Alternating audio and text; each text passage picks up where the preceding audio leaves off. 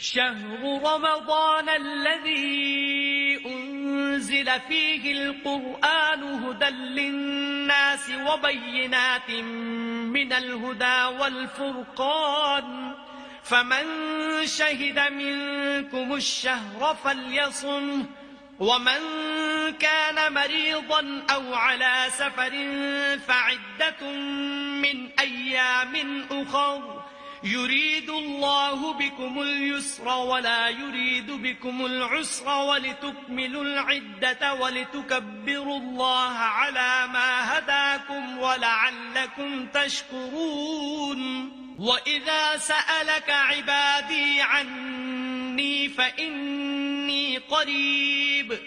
أجيب دعوة الداع إذا دعاني فليستجيبوا لي وليؤمنوا بي لعلهم يرشدون